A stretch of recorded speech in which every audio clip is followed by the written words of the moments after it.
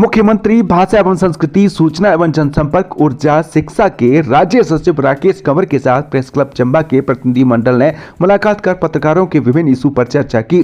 Press club Chamba के प्रतिनिधिमंडल ने ये मुलाकात जिला मुख्यालय चंबा में सर्किट हाउस चंबा में की। इस दौरान प्रेस क्लब चंबा के प्रतिनिधिमंडल की हर बात को गंभीरता से लेते हुए उस पर अमल करने का आश्वासन दिया। प्रतिनिधिमंडल की ओर से प्रेस क्लब चंबा के भवन को लेकर चर्चा करने पर इस मामले में भी सकारात्मक तरीके से इस मुद्दे पर आगे बढ़ने की बात उन्होंने कही। 92 में यहाँ प्रोबेशनर था, अरविंद मेहता जी डीसी थे उस समय मैंने ज्वाइन किया था एचएस। उससे पहले भी बीच में 90 के आसपास में जब साक्षरता का कार्यक्रम चला था तब मैं यूनिवर्सिटी में स्टूडेंट हुआ करता था, तब भी बीच में मैं काफ़ी बार चंबा आया। काफ़ी हिस्सा मैंने पैदल चंबा में उस समय देखा हुआ है। उसके बाद मैं 94 से 96 तक एसडीएम था पांगी में। 17 जनवरी 1994 से 26 सितंबर 1996 तक मैं एसडीएम रहा पांगी में। उसके बाद मैं 2001 से 2003 तक एडीएम था भरमौर में। तो चंबा में तो मैंने काफ़ी समय नौकरी की है और चंबा में उसके बाद इतनी बार तो नहीं आ पाया, लेकिन चंबा से बड़ा पुराना मेरा कनेक्शन है। तो आप सब लोग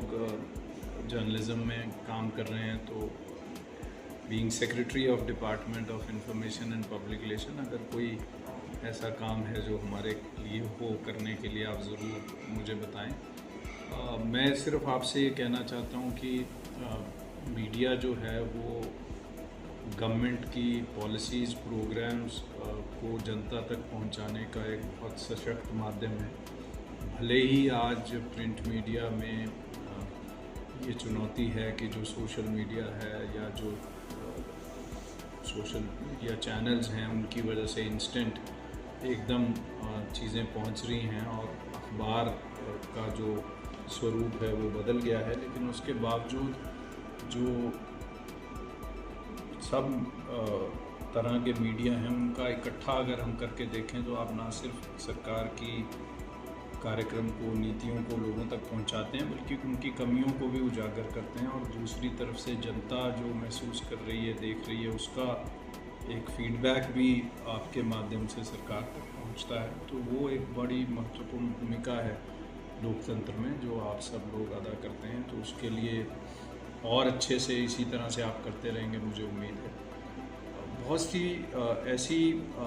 चीज़ें रहती हैं, खबरें अगर लोगों तक पहुँचे तो उनको जो सही तस्वीर वो सामने आती है। तो उसके लिए मैं आपसे अनुरोध करूँगा कि जो स्थानीय प्रशासन है, दूसरे विभाग हैं, उनसे आप मिलते रहें, क्योंकि आम तौर पर जो सरकारी अधिकारी कर्मचारी हैं उनको शायद ये प्रशिक्षण की ही कमी रहती है कि वो अखबार के या मीडिया के काम को ठीक से नहीं समझते। तो वहाँ जो हमारा पब्लिक रिलेशन ऑफिस है वो एक ऐसी कोशिश कर सकता है कि दोनों को आमने सामने ला के बताए, क्योंकि आज भी कई लोग ऐसे होंगे जो अखबार के बारे में ये सोचते हैं कि जो खबर भेजते हैं वो हेडलाइन भी वही लगाते हैं। आज भी ऐसे कई लोग होते हैं जिनको लगता है आपने ऐसी हेडलाइन क्यों लगा दी, जबकि वो नहीं जानते कि अखबार किस तरह से बनता है, छपता है। उसी तरह जो इलेक्ट्रॉनिक मीडिया के लिए काम करते हैं, जो डिफरेंट चैनल्स के लिए काम करते हैं, उनकी क्या ज़रूरतें रहती हैं, क्यों वो आपसे बाइट मांगते हैं, क्यों वो आपसे खबर चाहते हैं या आपका वर्जन मांगते हैं, आपकी स्टेटमेंट मांगते हैं। ये थोड़ी चीज़ें अगर हम बातचीत करके उनको बताएं तो अधिकारियों को भी पता चलेगा कि मीडिया के साथ किस तरह से संबंध होना चाहिए, डेडलाइन क्या चीज़ है। कई बार आप फ़ोन करते हैं कि जी हमें अभी बताएं, तो कहते हैं जी मैं तो कल बताऊंगा, लेकिन वो फिर उनको आमतौर पर मालूम ही नहीं होता कि अखबार में डेडलाइन है, उससे पहले अगर आपने कुछ नहीं बताया तो वो छपेगा ही नहीं। तो उसी तरह जो पराशर जी तो बड़े वरिष्ठ पत्रकार हैं, ये जानते हैं, आप भी सब जानते हैं कि एक समय तो ऐसा था कि जब तक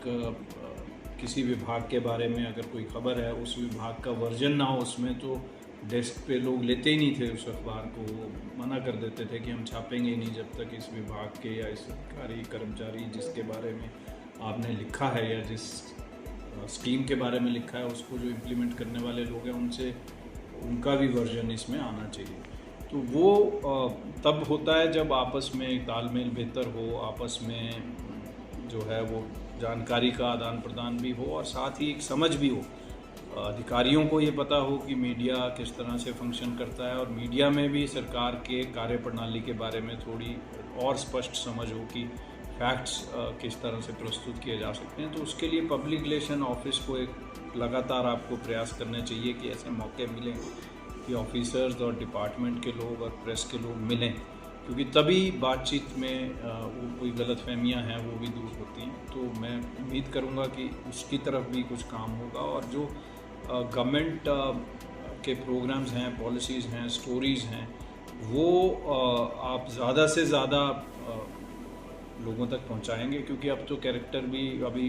पराशर जी अभी बता ही रहे थे, नीचे हम बात कर रहे थे तो ये कह रहे थे कि अब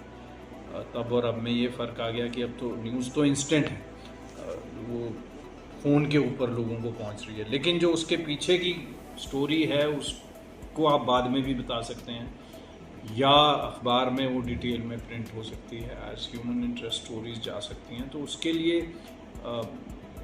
हम भी चाहेंगे कि हमारे जो पब्लिक रिलेशन ऑफिसर हैं वो आपको कोई भी किसी भी विभाग की जानकारी है वो अवेलेबल कराएं जब आपको चाहिए हो, और आप अपनी तरफ से भी ऐसे मुद्दों की पहचान करके जो यहाँ के लोकल इश्यूज़ हैं वो हाईलाइट करेंगे तो वो पॉलिसी लेवल पे भी मदद करते हैं सरकार को। तो मीडिया का रोल तो हम सभी जानते हैं इम्पोर्टेंट है। तो हमारी तरफ से अगर विभाग की तरफ से आपकी कोई अपेक्षाएं हों तो आप ज़रूर मुझे बताएंगे, तो हम कोशिश करेंगे कि आपकी मदद कर सकें। Thank you. आपकी बात सुन के दिमाग में एक आइडिया आया था कि आप सेक्रेटरी हैं, तो आप एक कुछ इस तरह से डायरेक्शन इशू हो जाए ऑफिसर्स को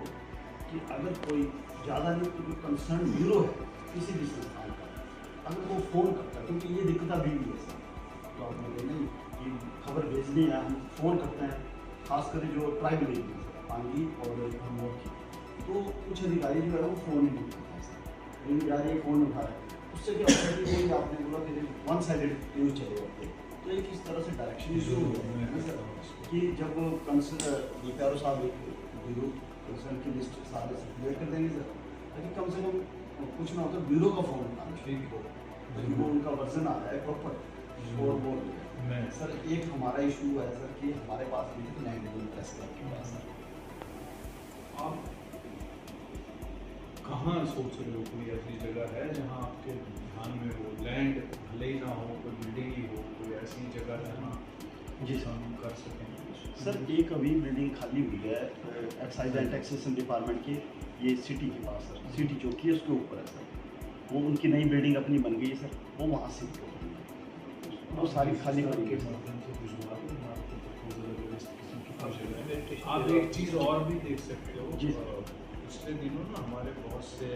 जीरो एनरोलमेंट की वजह से स्कूल बंद हैं, प्राइमरी स्कूल। अगर कोई शहर के आसपास इस किस्म का भवन हो जो प्राइमरी स्कूल का हो और जीरो एनरोलमेंट की वजह से वो बंद हो गया, तो वो भी इस किस्म की अगर खाली बिल्डिंग है और आपको प्रेस के लिए सूट करती हो तो हम उसको भी कंसिडर कर सकते हैं। या कोई भी भवन